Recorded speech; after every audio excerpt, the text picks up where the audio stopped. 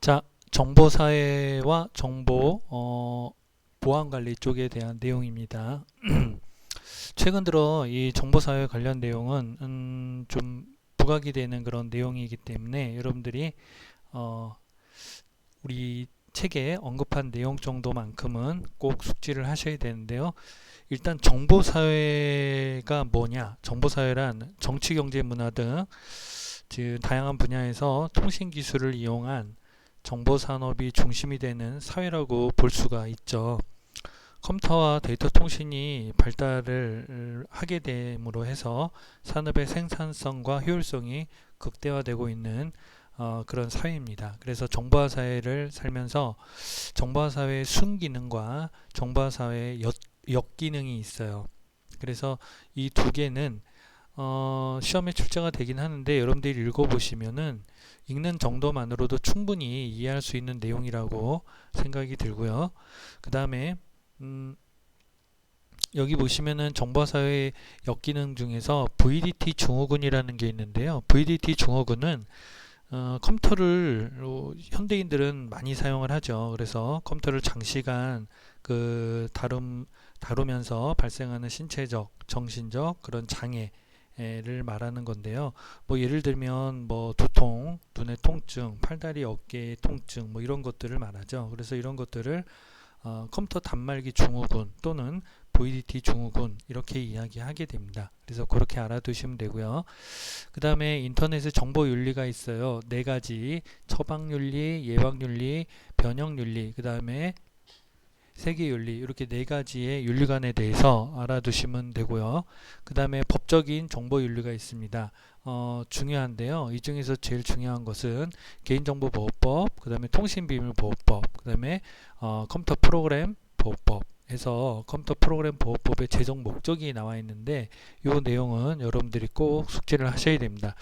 물론 이외에도 윤리적인 그런 정보 윤리 내용이 있어요. 뭐 인터넷의 사용 예절이라든가 전자우편의 사용 예절 이런 것들이 있는데 간단한 내용이고 또 들어보면 누구나 이해할 수 있는 부분이기 때문에 그런 내용은 좀 피했고 시험에 집중적으로 출제가 되는 그런 내용에 대해서만 다루었습니다. 자, 그 다음에 이제 저작권 보호와 개인정보 보호인데요. 저작권법 중요하죠. 그 저작권 문제가 최근 많이 발생을 하는데 이 저작권법이라고 하는 것은 창작물을 만든 사람이 자기의 그 저작물에 대해서 가지는 법적인 권리죠. 그래서 국가에서 인정을 하는 부분이기 때문에 함부로 도용해서 사용할 수가 없습니다. 자, 그래서 저작물을 번역, 변형, 그 다음에 각색 등의 방법으로 작성한 2차적 창작물은 독자적인 저작물로 보호된다. 네, 그래서 저작권 보호법에 대해서는 여러분들이 아주 민감한 부분이기 때문에 정확하게 기억을 하셔야 되고요. 그 저작권에 또 보호 기간이 나와 있어요. 근데 이제 70년간이라고 하는 대부분의 공통된 이 내용은 여러분들이 하나만 기억을 하시면은 이해가 되실 거고요.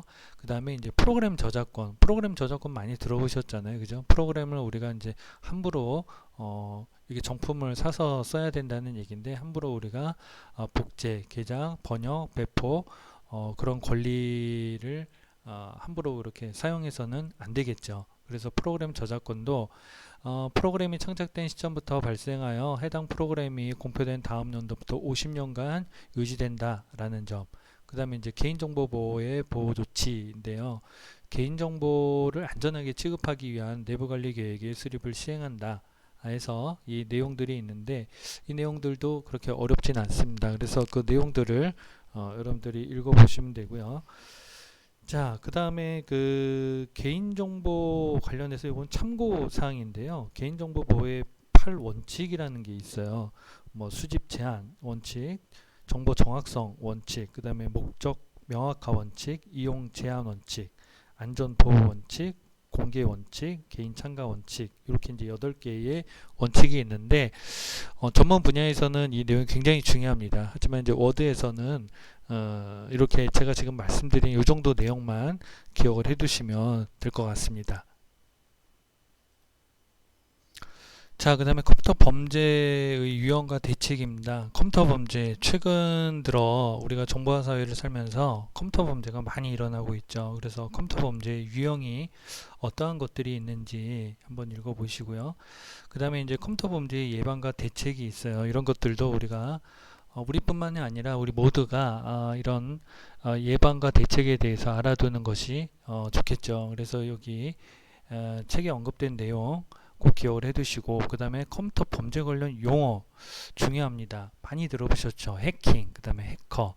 해킹과 해커는 비슷하지만 해커는 그 사람이에요. 그래서 해킹이라고 하는 것은 컴퓨터 시스템 불법적으로 침투를 해가지고 자료와 시스템을 파괴 또는 변조하는 그런 행위를 말하는 건데, 해커는 그러한 일을 수행하는 사람, 그것을 해커라 그러죠. 그와 더불어 뭐 크래킹, 크래커, 그 다음에 워드라이빙, 그 다음에 정보통신 자율 규제, 그 다음에 메모리 해킹 이렇게 있는데, 메모리 해킹에 대한 내용이 시험에 출제가 되니까 이 내용은 반드시 암기를 하시고요.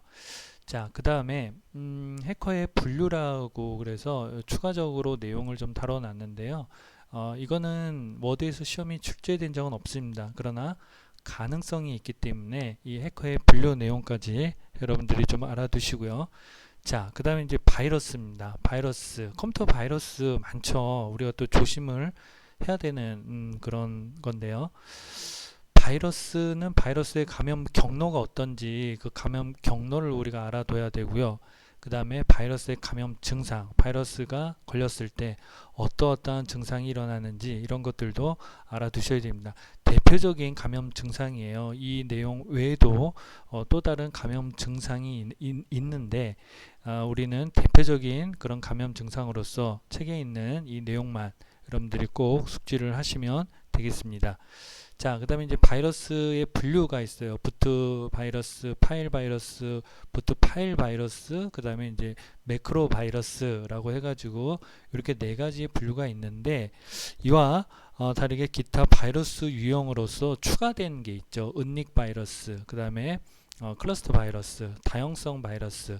자, 요 세 가지의 내용도 중요합니다. 그래서 여러분들이 이 바이러스의 분류 내용도 기억을 하시고요. 그 다음에 이제 바이러스에도 여러 종류가 있는데요. 나머지는 그냥 쭉 읽어보시되, 여기서 주로 이제 출제가 된 게 슬래머 바이러스 쪽입니다. 물론 이제 뭐 폭탄 바이러스도 예전에 출제가 좀 됐었고, 여기 백 오피리스 이 바이러스도 출제가 됐었는데, 최근에 집중적으로 출제가 되는 게 슬래머 바이러스 내용입니다. 그래서 그 내용을 집중적으로 여러분들이 숙지를 하시고, 그 다음에 웜이라고 있는데요. 이것도 어떻게 보면은 바이러스의 일종이에요. 그래서 네트워크에서 연속적으로 자신을 복제해서 시스템 부하를 높이는 바이러스의 일종이다. 흔하게 좀 일어날 수 있는 내용이니까 이 원 바이러스에 대한 내용까지 기억을 해 두시고요. 자, 그러면 이러한 그 컴퓨터 바이러스를 어떻게 우리가 예방을 할 수가 있느냐? 그래서 예방 방법이 이렇게 쭉 나와 있죠. 예방 방법을 읽다 보면 여러분들 그 바이러스 치료 문제를 우리가 또 언급을 안 할 수가 없어요. 바이러스 치료는 여러분들 그 백신, 우리나라에서 많이 사용하는 V3 백신을 많이 이용을 하죠. 그래서 컴퓨터에 이 V3 백신을 설치를 해 놓고 사용을 하는 게 안전합니다. 그래서 예방 방법에 있어서는 우리 책에 있는 내용을 참조해서 그 내용을 숙지를 하시되, 바이러스를 치료하는 방법에는 V3 소프트웨어를 사용한다. 그 점까지 기억을 해 두시기 바랍니다.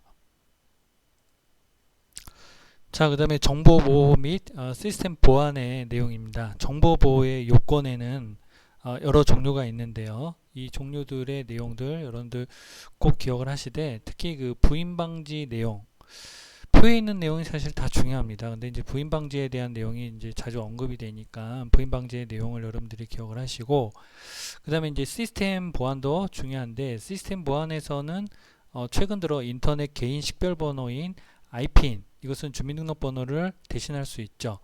그러므로 이 IPN 아이디와 패스워드를 사용하면 웹사이트에 주민등록번호를 입력하지 않아도 된다라고 하는 이런 새로운 내용들, 그 다음에 최근은 사람의 그 생체 인식을 많이 그 인식 장치들이 개발이 되었죠.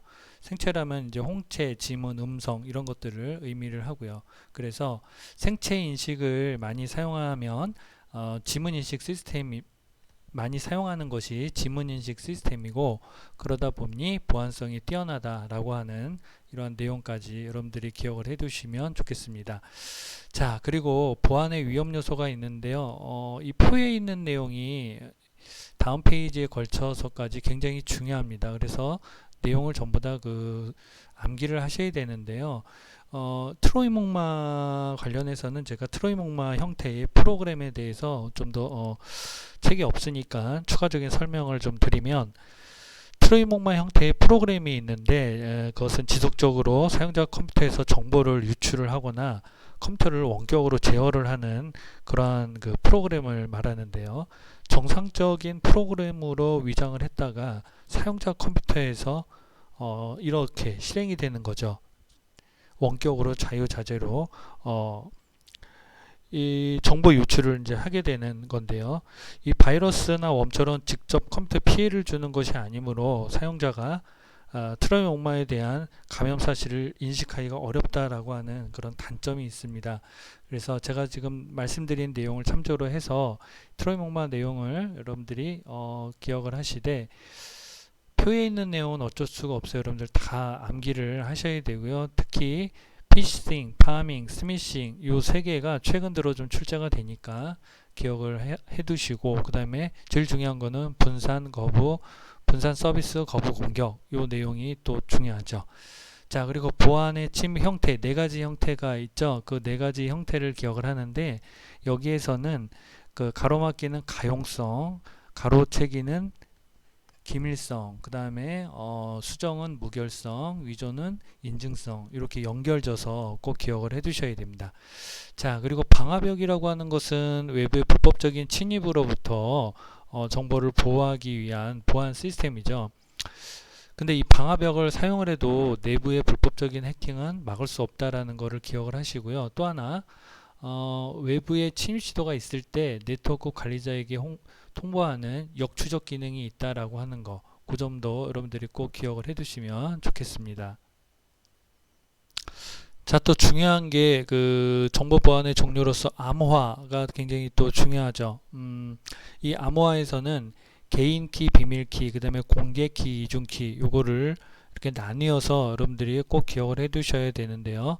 개인키, 비밀키에서 사용하는 그 암호화 알고리즘이 DES라고 하는 거, 그 다음에 공개키, 이중키에서 사용하는 암호화 알고리즘이 RSA라고 하는 거, 중요합니다. 꼭 기억을 해 두셔야 되는데, 왜냐하면 그게 이렇게 연결이 되죠. 암호화 알고리즘으로 대칭키와 공개키로 이렇게 나누어서 또 연결이 되는데요.